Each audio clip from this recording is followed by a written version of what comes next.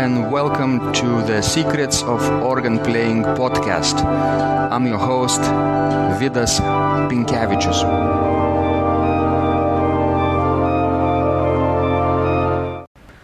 Today's guest is David Knight, an English organist who was educated at the University of London and the Royal Academy of Music in London.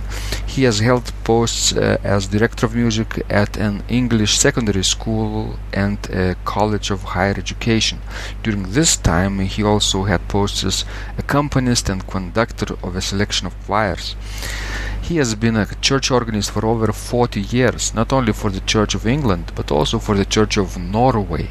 He lived near Kristiansund on the west coast of Norway for 4 years. He taught at the Royal Welsh College of Music and Drama for 7 years and was an examiner for the Royal Schools of Music. He has performed in cathedrals in England, Ireland, Norway and Hong Kong. At present, he is musical director of the West Somerset Singers in Taunton, the Watchet Choral Society and the Apollo Wind Band of Bristol.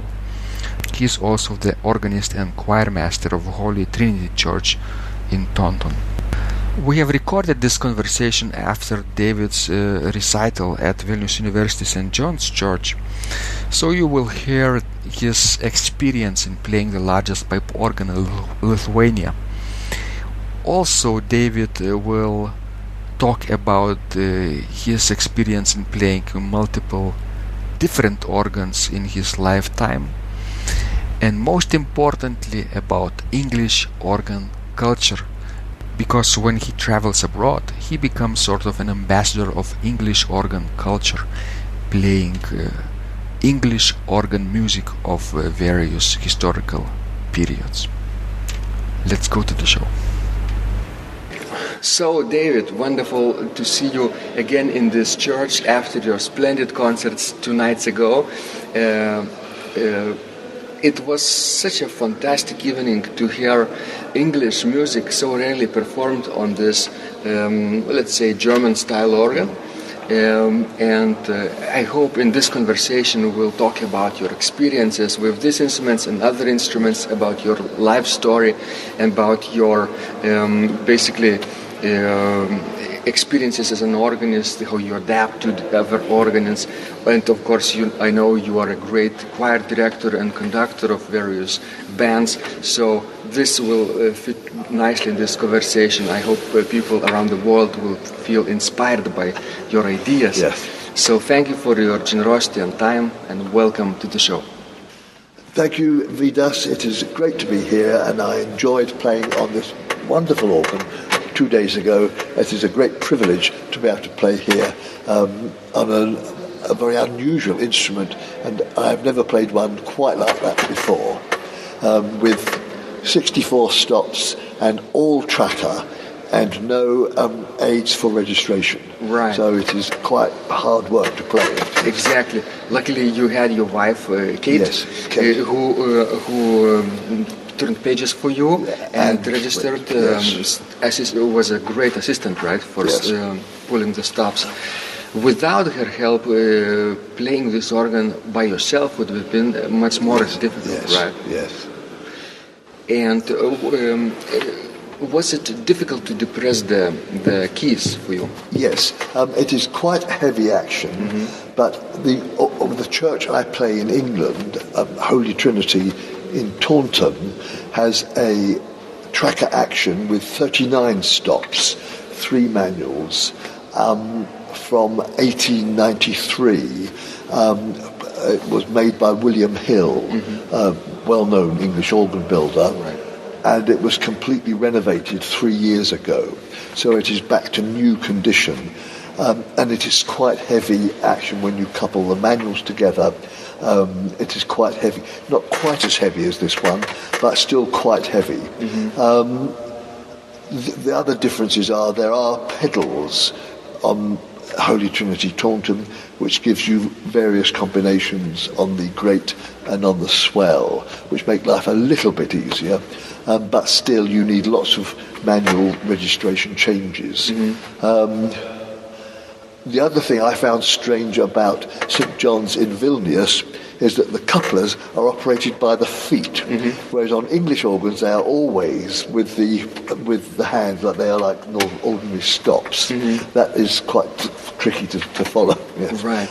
But also, my legs, I am not very tall, and the couplers, the couplers on the far side, I cannot reach very well. So yes. And of course, the assistant, in this case, your wife Kate, isn't able always to pull those couplers by herself because she's busy with her hands, right? Yes.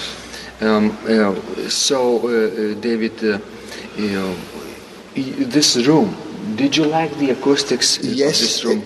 Some years ago in London, I played at a church where the echo was 7 seconds. And so I am used to playing with a very big echo sound. But to begin with, it takes a little bit of getting used to, and you think, yes, that's how I work with that sound. But the organ in London I played was pneumatic action, so it was not such heavy work as here in Vilnius. Right. And I know you traveled to Vilnius just for fun, right? Yes, yes. And you contacted me quite by accident, right?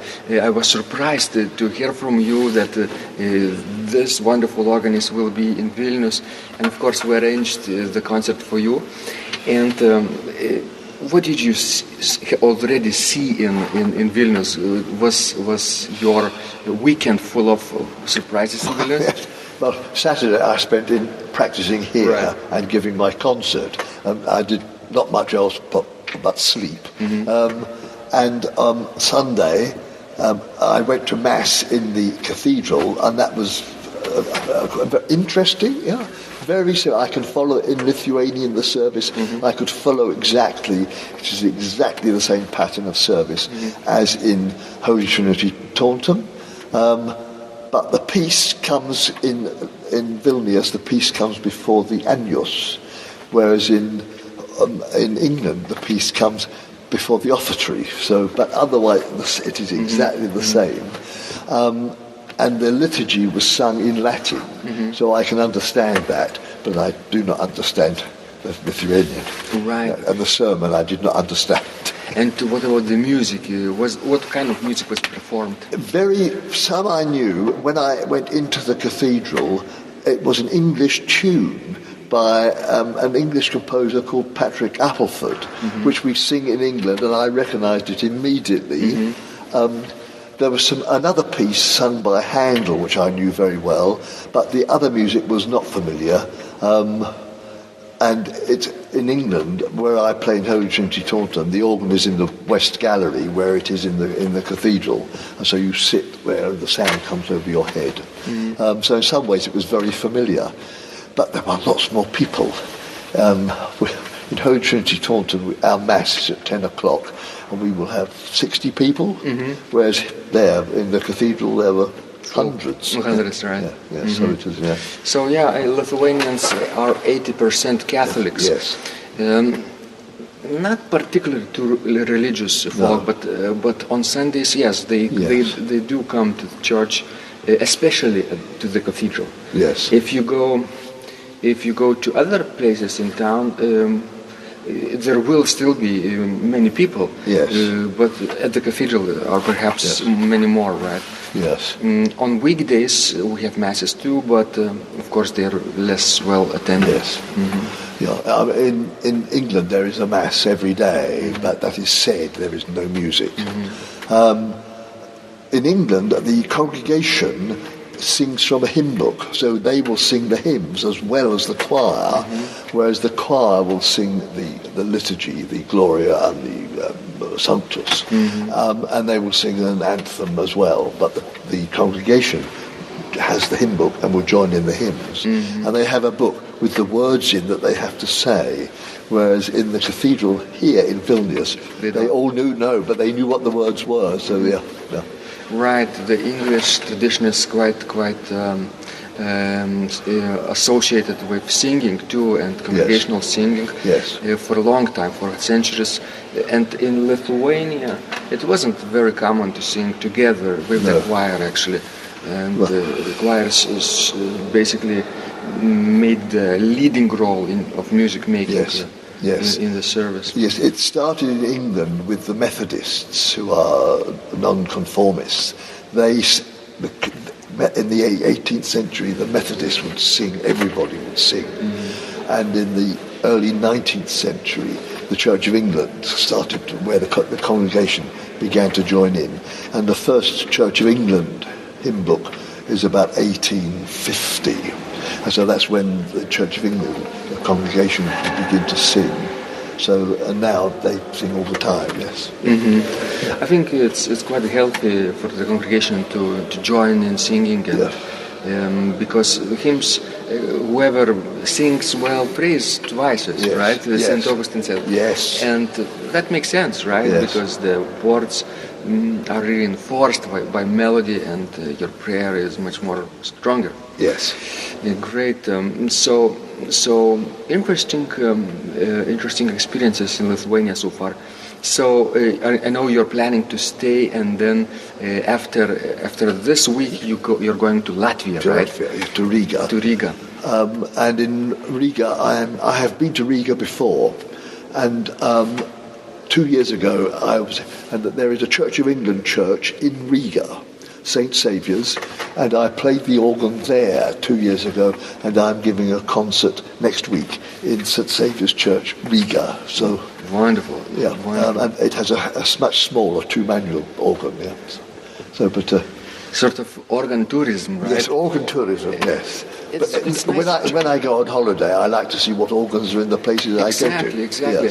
Yes. Some people like to go to other places and lie on the beach, right? Yeah. Or go to tourist attraction areas, see beautiful scenery, landscape, natural wonders. But organists have this privilege to travel different churches, right? Yes. And try out many different organs. Yes. So it's great that you contacted me and organist probably in Riga too. And that's how connections are made, right? And I think people around the world can also be inspired by what you did, and if whenever they travel, they can contact in advance, right? The organist, get to know each other and see if there will be any possibility, not necessarily to play the concert, but at least to try it out. But organs are so different. Wherever you go in the world, there are organs, and they are never the same. I have a good friend in Taunton at another church, and they have an organ, pneumatic action, many registration aids, and it's very easy to play, but just a little bit boring. It's not so exciting playing an organ. When you have lots of stops to change, then you keep the brain working, and this is interesting. Yeah. The more organs you try, David, right, the more experienced you become, right? Yes. The better you adapt, the faster you adapt, probably. Yes. The less time you require to prepare. I was actually a little bit nervous knowing that your rehearsal will only be on Saturday morning. Yes. And then an hour and a half before the concert too, that same afternoon, basically 2 rehearsals at the same day. It's not that bad, but still, for this kind of instrument, people do need time. But at the same time, knowing that you're experienced organist with 40 plus years of playing experience, right? Yeah. And different organs and different countries, I knew that it'll be all right. Yes. I lived in Norway for 4 years, and I worked for the Church of Norway, and again, that is a Lutheran church, but every church has an organ, normally in the West Gallery, and mostly tracker action, but sometimes they have registration age, but they are different, and the systems for registration are quite different, and that can take time to get used to. For instance, if you press a combination piston, you expect it to change, but in Norway sometimes you would only add stops on, not take off ones that you had off from a previous stop. So you needed to, the brain needed to work out what you were going to do. And there were various organs in Norway. There was the Norwegian organ builders who built quite a lot in Norway. But there are German organs there as well. And I played one by a firm called Wilbrandt in one of my churches in Norway. And that was 20 stops, all tracker, 2 manuals. Very nice sound.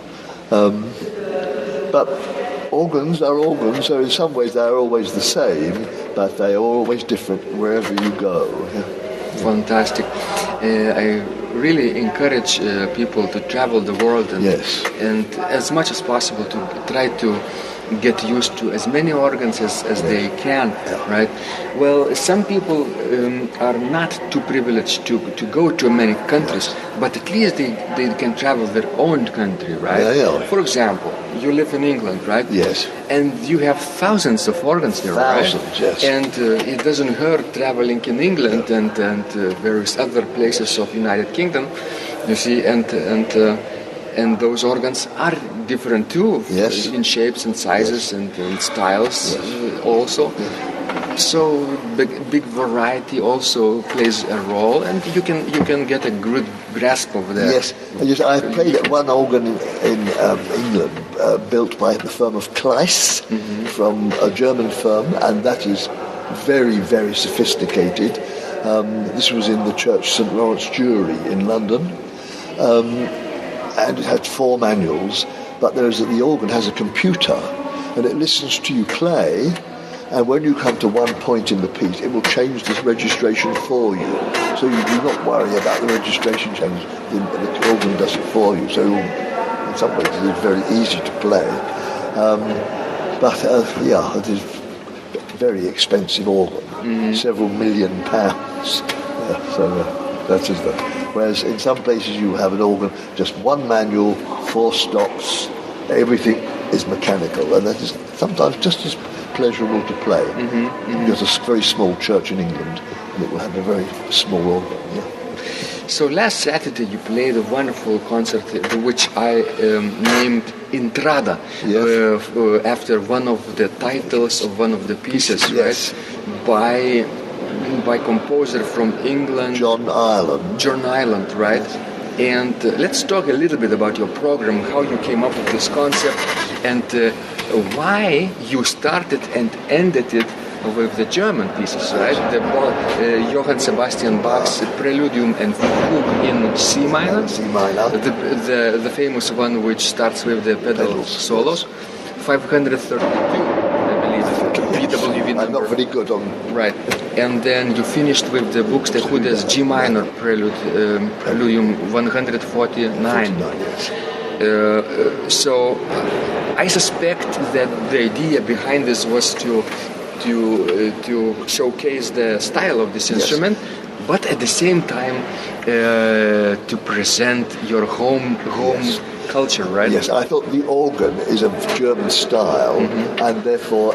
And the German organ music is known the world over, and Bach and Buxtehude, wherever you go in the world, people know their organ music. So I thought that would be the beginning and the end of the concert. They would be the buffers. Wonderful. But I thought people in Lithuania would not know English organ music, and most of what I played was 20th century organ music. I played Stanley, who was an 18th century composer, and that is sort of one style of English organ music.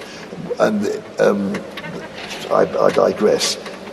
In 18th century England, organs did not have pedals, so the Stanley does not have a pedal part.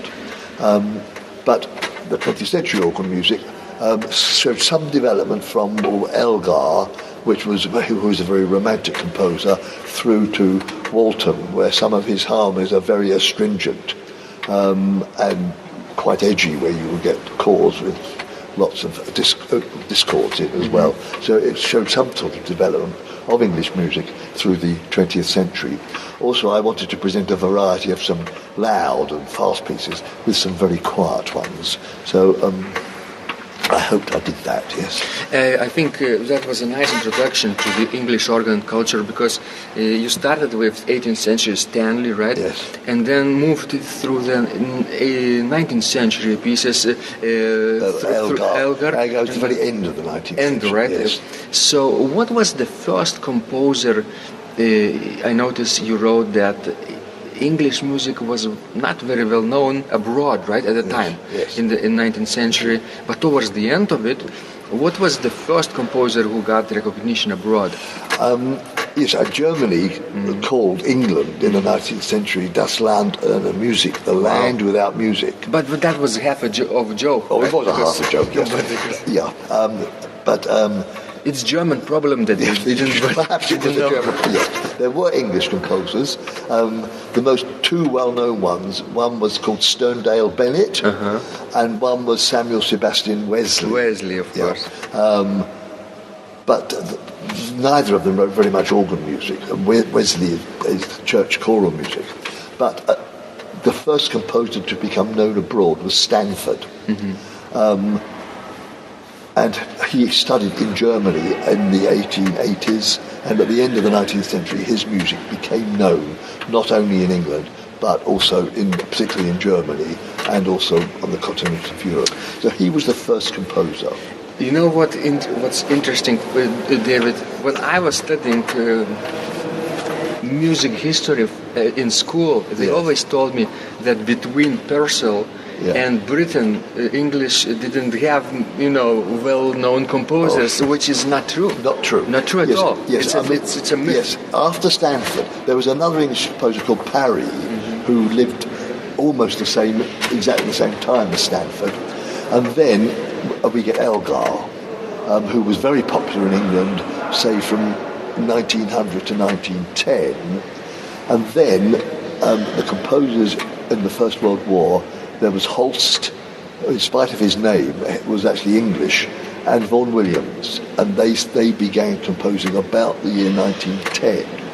Holst died quite young, but his most famous piece is called The Planets. The Planets, right. Yes. But Vaughan Williams lived till 1958, and so he has 9 symphonies and a whole lot of choral music. And then we get Britten, because Britten was born in 1913, and so he came to public notice in, say, the 1930s, before the Second World War. Yeah. And then there were lots of composers, as it were, became popular in the period, or grew up in the period between the two world wars. And then after the Second World War, there are dozens and dozens of composers, Even though those composers lived in the first half of the 20th century, the ones you played, starting with Elgar, for example, I noticed the similarity to the Romantic style, yes, right? He was very quite conservative style. Yes. At the same time, for example, in France, Debussy was working, right? Yes, Elgar, I think, is less advanced than Debussy in terms of harmony. In terms of harmony, Elgar, I would have thought, was more like Vidor in terms of the harmony he used. Conservative, right? Very conservative, yes. Traditional, yes. or to say, Nevertheless, his ceremonial music and basically pomp and circumstances are very well known. Yes. And especially the one that is played for graduation ceremonies, right? Which number is? The number 1 is the most popular. But you played number 2, right? I played number 4. There are 5 altogether. Number 1 is the most popular, and the big tune in the middle has the words set to it in England of Land of Hope and Glory, and at the promenade concerts is always played on the last night. The next most popular one is number 4, which I played, and the big tune in the middle of that has words Land of the Free. Wow. So this is all very terribly British, yes. And they are the 2 popular, but all of the 5 are quite popular. And he wrote them between 1900 and 1910, so when he was at sort of the peak of his power in England. Wonderful, because people, yes, they know this pomp and circumstance number 1, yes. But what else is among the output of this wonderful composer, Elgar? They don't know too much. His other famous piece is the Enigma Variations. Enigma, right. Where there are 18 variations on a tune, which there is still an enigma where he got it from. Nobody really knows. And each variation represents one of his friends. And number 7 variation is the organist at Hereford Cathedral, who had a dog and a bulldog. And wherever the organist went, the dog went. And so when the organist was practicing, the dog would sit by the organ. And the dog comes into this number 7 variation. Yes, and he jumps in the river at the very end of it. So there are the friends of Elgar are portrayed in the different variations. How ingenious, right? Yes. The idea to portray his friends through music, right? Yes. It's like an artist would draw a portrait, right, or paint a portrait. Yes. In this case, a composer would write a musical piece, a variation, based on his friends. Yes, and the characteristics of his friends. Yes. Wonderful, like homage to the friends. Friends. Wonderful. So English culture, of course, is quite musical. Nevertheless, we seldom play it in Lithuania. No, it is seldom played anywhere in Europe apart from. Yes, I mean, when I worked in Norway, there were 1 or 2 English pieces, and the Norwegians have a hymn book, and they have quite a lot of English hymn tunes in their hymn book with Norwegian translations of the words. So, well, you're right. The hymns that originate from England are very well known worldwide today, and are sung across the globe. Not only in America, for example, which is understandable, but in Lithuania, in some cases too. Right. Yes. The English tunes they are translated. The texts are translated into Lithuanian and put into Lithuanian hymn books. Yes. So yes, you're right. Yes, I mean the first hymn I heard in the cathedral yesterday morning was an English one by the composer Patrick Appleford, and which is very well known in England, and they were singing it as I walked into the cathedral. So yes. So David, what's your impression about Lithuania so far? I'm most impressed. Yeah, I mean I didn't know what it would be like at all, and I think the old town, the buildings here are so beautiful. Yeah, I mean the university area is fantastic just to walk through and just to be in. It reminds me of a way of Cambridge, where you will walk through the colleges and they are all very attractive and elegant. Academic, right? Yes, campus. But the traffic in Cambridge is much worse than it is in Vilnius. So well, it's quiet, and first of all, it's summer, and everybody is out on the beach, like either in Lithuania or in Turkey or in Egypt or in Greece or in other places, you know, and not too many Lithuanians came to your concert, which is understandable because the tourists, they were tourists. Tourists mostly come to the concerts during the summer, and Lithuanians are sort of tourists themselves at the same time. Yes. Wonderful. And it's interesting. This university was founded in the early days of late days of the Renaissance, and 1547. Yes. And that's the date of its founding, and it was an early Jesuit academy, first of all. And to this day, it's one of the oldest universities in Eastern Europe. Well, in the whole of Europe? Eastern. Yeah. Oh, in Europe, Eastern Europe. Of course, English universities are Oxford and Cambridge much are older. But Eastern part of Europe only has Krakow University in Poland, which is, they claim it is older, but they cannot find founding documents. See? And Lithuanians have the documents. Yes, so, I see, right. That is very clear. But the Krakow University is thought to be allegedly older. Yeah. So wonderful. A good academic focus here in town, and Vilnius University is the best university in the country, and actually it has the potential and the vision to become one of the 400 best universities in the world. Yes. With the new rector. So we are trying. Well, yes. And I've eaten in Vilnius restaurants, and they were very good too. So, Great. So I hope you will see in Riga a very different culture. Yes. Lutheran culture. Very Lutheran. Yes. Very Lutheran, German-inspired culture. Yes. But they are Balts too. Our brothers and sisters. Yes. Their language is very similar to ours. We cannot really understand what they say, but some parts of it we can, and the words have the same roots. Yes. In many respects. Yes. Yeah. I mean, English people always say all other languages are difficult because everybody in the world speaks English, but Lithuanian is very difficult for an English person to learn. Whereas when I was in Norway, Norwegian is much easier for an English person to learn. It is not the very few inflections, and the word order is the same as English, so it is much easier for an English person to learn.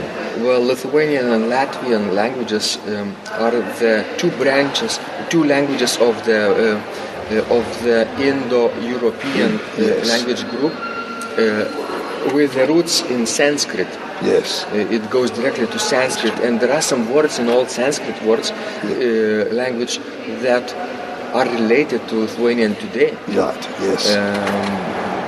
Which is quite interesting fact, knowing that thousands of years have passed after this travel up north of humans. But it being English, I mean, in my hotel this morning, there was a German tourist talking to the Lithuanian waiter in English.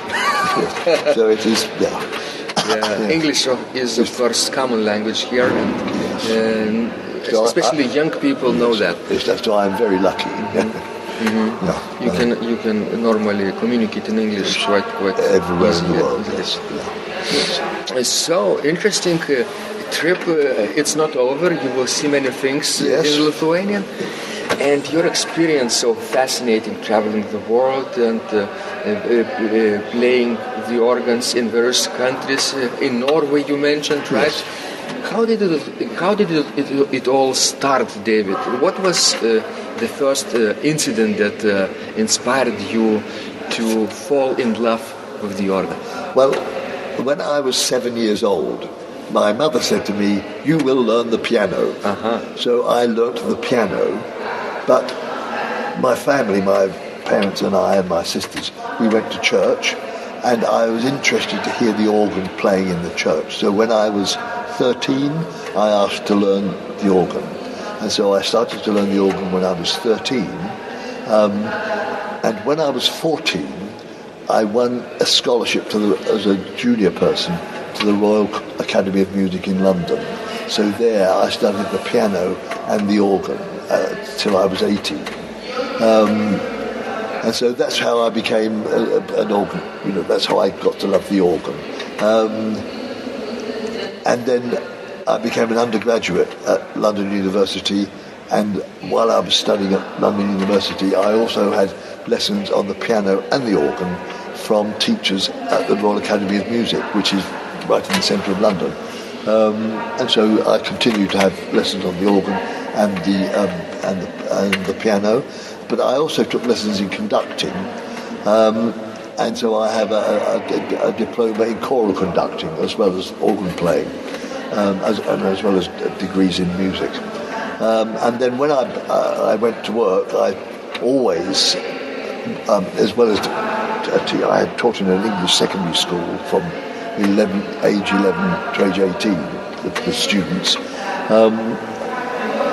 But all the time I worked as well as a church organist. So from when I graduated in 1970 till today, I have been working as a church organist. Did you have any other interest besides music from age 7? Yes, I was very interested in school. I was interested in quite a lot of subjects, like mathematics and science. I was interested in. I was always also interested in trains, so hopefully I will visit the Lithuanian narrow gauge railway as well while I am here. It is quite famous because not many are left in the world. No. So I will hopefully visit that while I am here. But I have always earned all my living, the money I have earned has been through music. So I have taught it and played it, conducted it, written about it, lectured about. All the money I've earned has been through music, and I've enjoyed it all the time. So. Yes. And did you know right away that music will be your career path, or that because you were interested in other subject as well?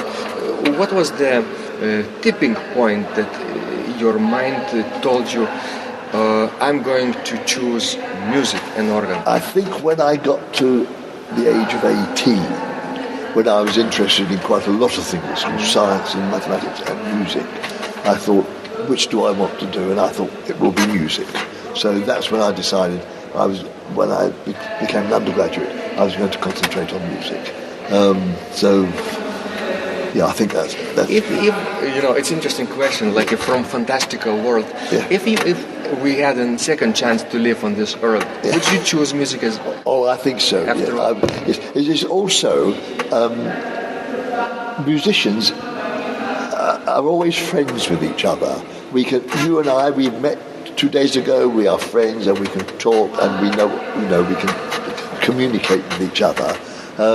Whereas we don't try and go to war, and we don't try and fight one another or have arguments about politics. We are musicians together. It is always the case. In everywhere I've been in the world, musicians are always sympathetic to one another. I think that's so I'm very pleased, very proud to be a musician.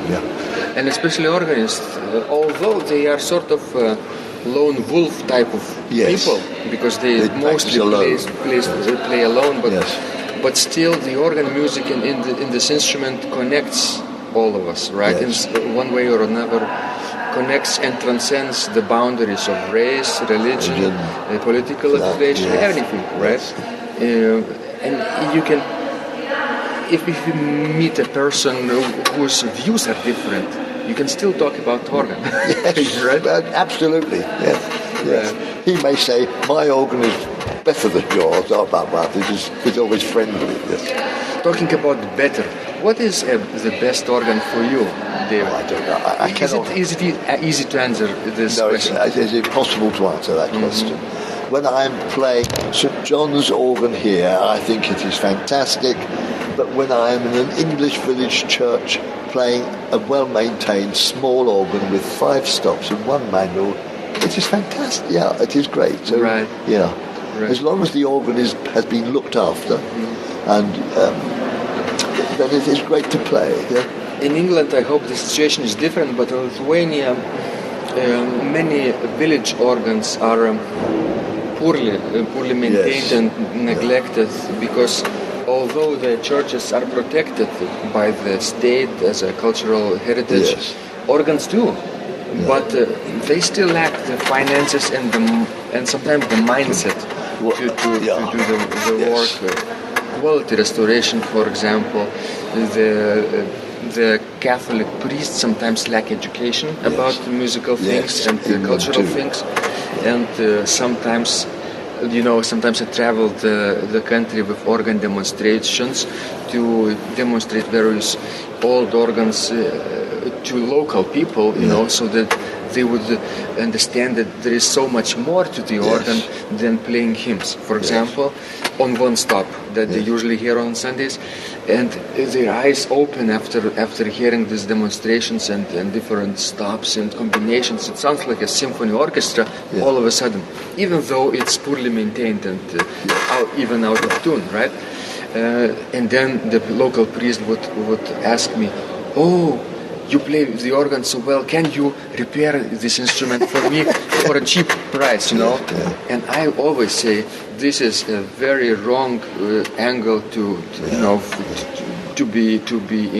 ask this question from the wrong perspective, because you don't mess with historical materials that easily, right? Because you can easily destroy it, and future generations will not be able to see what was originally. Yes, and you can. In England, there is a lot of organs are not maintained properly, and there are priests who are not interested in organs in the Church of England. But there is money. I mean, the Holy Trinity Taunton, our organ was restored for £130,000. I cannot work that into euro. That is what, 150,000 euros. Oh yeah. And a large part of that money was given by a trust set up by a waste firm, the firm which empties your refuse sacks. Right. And they have a trust, and they gave the money to restore our organ. So it is, the money can be found. Yeah. It all starts with a person, probably. Yes. In this waste company, there was or there is a person who was sort of sensitive to that matter, right? Yes. To the cultural heritage and to the organ in particular. Yeah. And who had connection with the congregation, probably, right? Yes. Yeah. Definitely, and was in charge of the company in one way or another. Yes.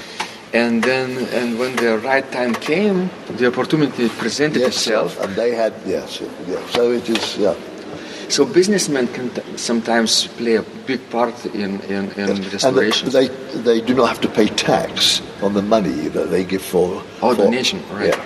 Oh, you see, in Lithuania, the donation system is not, a philanthropic system is not set up properly that you could get tax exemptions. Yeah. Like in America, for example, or in England, you can, right? Yeah. You donate to charity, and that portion of your money is not taxable. In Lithuania, it's a system a little bit less advanced, of course. Yes.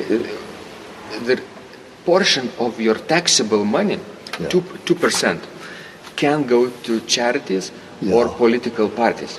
You can choose as a person, for example, when we pay taxes every year, we can, for example, say, I want my 2% of taxable income go to the organ of Vilnius University, right? It's possible. We have this line in the budget. Or to this church, particularly St. John's Church, the parish, or for example, to some kindergarten, or to the school that your child goes, right? And it's possible, but look, it's 2% of the taxable income. Usually it's only in euros is like 20 euros. Yes. It's really that many. Your annual 2%. Imagine that 20 euros from 1% from an individual.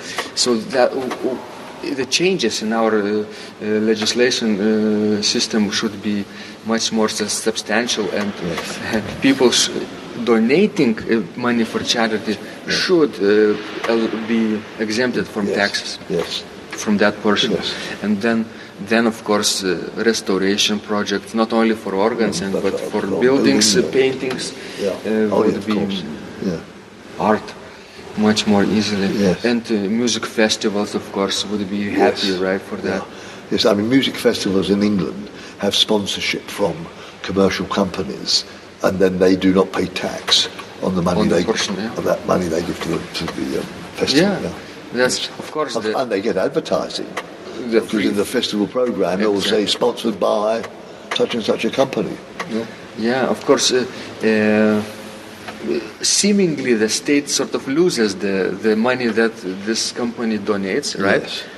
But it also raises the money from another angle, from cultural added value, right? Because your place, your Taunton, right? For example, congregation can become cultural center of activities, and not only liturgical ceremonies like masses, weddings, and funerals would take place, but all kinds of cultural activities just because of the organ. But it will attract people to come to the place, and they pay money to eat in a restaurant. Exactly. And that generates money for the government. Exactly, and everybody is happy this way. Let's hope in the future our Lithuanian politicians will become wiser and far-sighted too, this way. Wonderful. So, David, what are your next plans, your next challenges? Do you set up goals for the next 6 months for yourself as an organist? Well, when September comes, choirs and bands in England who normally break during the summer months. They will have a holiday. We are back rehearsing again. I have one choir, in my choir in Taunton. We are doing Haydn's Creation, performance of that at the end of November. And then my choir, another choir, we are doing a big Christmas concert, Christmas Around the World. So perhaps we will sing a Lithuanian carol in our concert. Yes? Wonderful. I can send you the music. That would be very helpful. Yes, that would be very helpful. And then my band, we have a big concert coming up for Christmas as well. So, and then of course the church goes on week by week by week. Every Sunday you sing an anthem, and you sing a setting of the liturgy, you sing hymns, and I play voluntaries, and so that just goes on and on and on and never stops.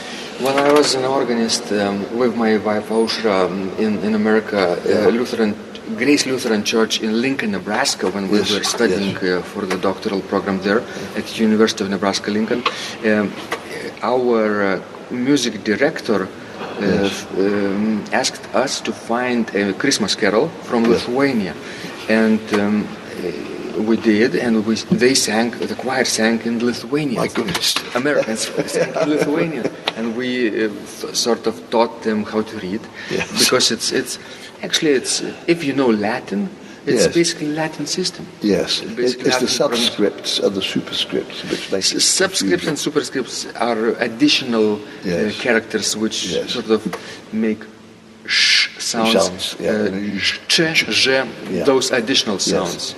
Like ch sound, c,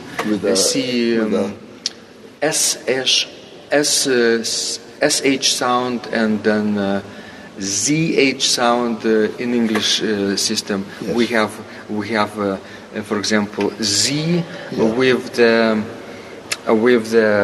little bird above this letter. So that's j. And c with this bird above this letter is ch. Like Czech. Czech also have. Actually, we borrowed from Czech languages. Yes. Well, if you send me a Lithuanian carol, I will see if I can work out how to say it, and we can communicate, and we will sing it in my Christmas concert, carols around the world. A couple of years ago, I played the Christmas Carol improvisation concert here, and I selected about, I think, 10 tunes, most well-known tunes of international origin, and I closed, I think, with the most famous Lithuanian tune, and I played transpositions of various keys. Creating various verses in different colors, many different illustrations, and that was quite an interesting project, because people could hear the tune all the time, right? And all those melodies are very much familiar. Yes. We sing Stille Nacht. Stille Nacht, I played that too. Yes, of course. Everywhere in the world they sing Stille Nacht. But Adeste Fidelis. Adeste Fidelis, yes. That is another very common one. And we have Good King Wenceslas, which is a Swedish tune, but about King Wenceslas from Prague. Right. So that is a... But it's still internationally very well known. Yes.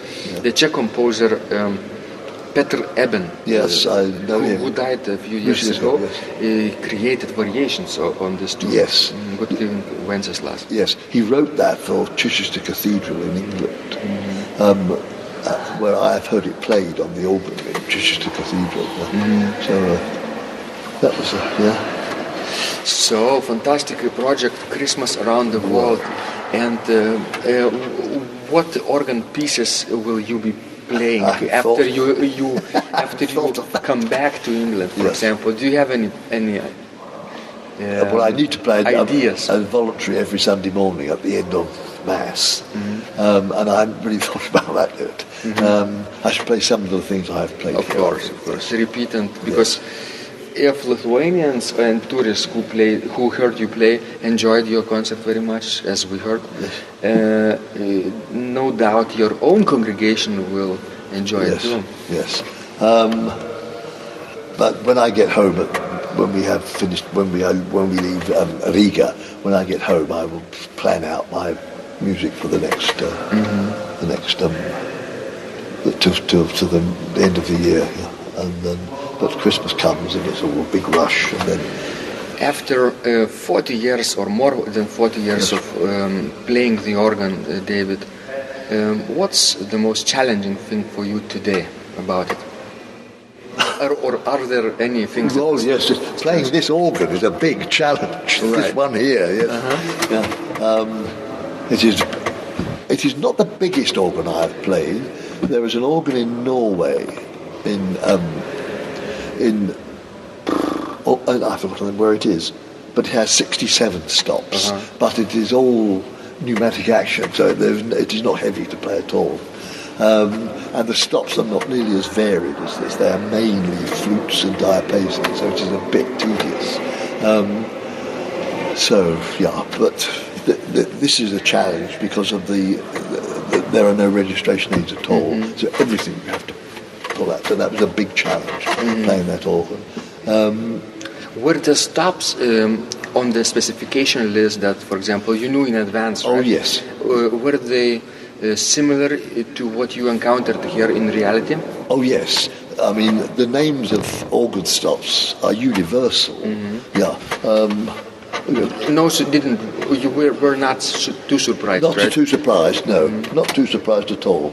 I mean, a vox celestis, we have a voix celeste, we would call that in England. Violon, the string stops, the names are the same. So the only thing that you need to think about is how loud they are when you pull compared with the other stops. Were you be able to listen to the echo?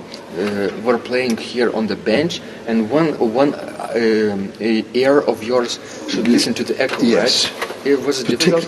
Particularly when you finish a piece, and then the sound...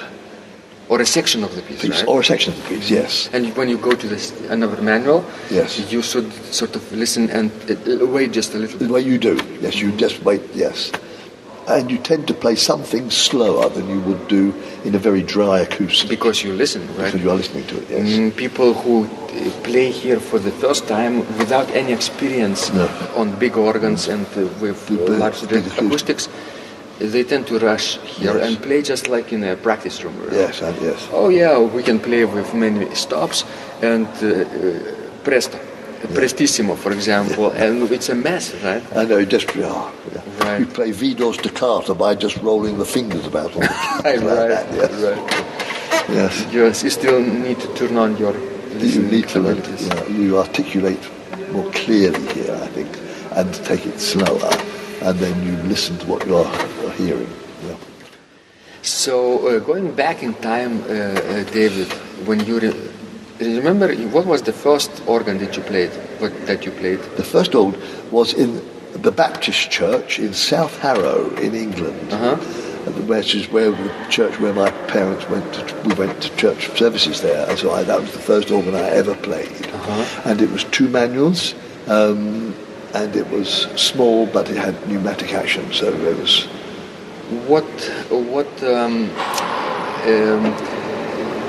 What kind of situation was there? Was it a mass or service or a concert? Or just your practice? Just practicing. Practicing, yes. For your own pleasure, right? Yes. And then when I could play, I used to play for a service. A Baptist church would not have mass. It would just have, it's like the Lutheran service. So if this is your first organ, right, you probably even remember what time of the day it was, right? Yes, I think it was on a Sunday afternoon. Yes, imagine Sunday afternoon. Yes. The young David comes to this church. He was 13. Right? And do you probably even remember the smell of the building, right? If it was there was no incense in the Baptist church, so there was no. But you know this wooden smell, old wood. Yes. And the lighting, where the lighting came from? It was lots and lots of bright windows in there. There was no stained glass. How many years ago that was that? A long time ago. You still remember? I can still remember, yes. Exactly. Yeah. So on that Sunday afternoon, David, how young were you? I played my first organ when I was 13. You were 13. Young David comes, being 13 years old, to sit down on the organ bench and starts to play, right? Yes. Imagine, David, what would have been number one thing you wish you knew back then that would have helped you play better? When you remember it today. No, I don't know. I cannot answer that. Yes. Or hypothetically. Yeah, but yes. When I started to play, and I had lessons from the church organist, the tutor was by John Stainer. The organ, it was called. I remember that. Yes, and you played exercises, and to play when you have learnt the piano, and I was quite a good pianist when I was 13. You have two staves, and the piano is right hand and left hand. But when you learn first exercises on the organ, left hand is the top stave, and the bottom stave is the feet. And left hand is the middle, right? No, but you only have two. The first exercises, two staves. Left is the top. Left is the top, and the bottom is the feet. And that was a brain. It took me ages to be able to work that out. And then, of course, you have three staves: right hand, left hand. In fact, that is easier. You don't want. You have to stop wanting to play the bottom stave with the left hand. Wonderful, but it's a good brain exercise. Yes, it is a brain exercise. You create new paths for neurons, right? Yes, pathways. Yes, yes. I mean, my piano teacher sometimes made me play. You would have a simple hymn in the hymn book, but you would play hands like that, exactly. Cross, and you would play the right hand stave with the left hand, and the left hand stave with the right hand. That is impossible. Well, I mean, you could hear the brain. You know, there is a very interesting and simple exercise. You can take a 4-part hymn from hymn setting from any hymnal and play a tune in any voice. You can play in the right hand, in the left hand, or in the pedals. Playing on the top range, for example, you could play with 4-foot registration with your feet. Which is quite a challenge at first, right? Yes. Well, I mean, one of the things I learned when I began to learn the organ is to play you have 4 parts it's from the hymn book. You play the right hand plays the soprano line, and the left hand plays the alto and the tenor part, and the feet play the bass line. And that's challenging enough too. Yes, and that begins to. But that frees your right hand to play solo passages and in solo registration. Yes. Oh yes, yes. Just like the opposite version, when you take the soprano and the alto in the right hand playing not hymn tune, but accompaniment, and the tenor has the tune, which you play an octave lower on the separate registration. Yes, right. Yeah. Fantastic ideas. I hope people around the world will feel inspired by that. The piece by Vaughan Williams, the Rosimedre Prelude, the first half has the tune as the accompaniment in the right hand, and then the tune is in the tenor with the left hand. So thank you so much, David, for your time and your generosity. It has been a very great pleasure, Vidas, and it's been lovely meeting you. It's been lovely coming to Vilnius, and great playing this fantastic organ.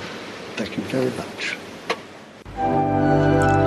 If you liked this conversation, I encourage you to visit my blog Secrets of Organ Playing at organduo.lt, where you will find lots of insights, practical advice, and training for every area of organ playing. You can subscribe to this blog for free to get your daily dose of inspiration and to be the first to know when any of my future podcasts roll out. I hope to help you reach your dreams in organ playing. I'm Vidas Pinkevičius.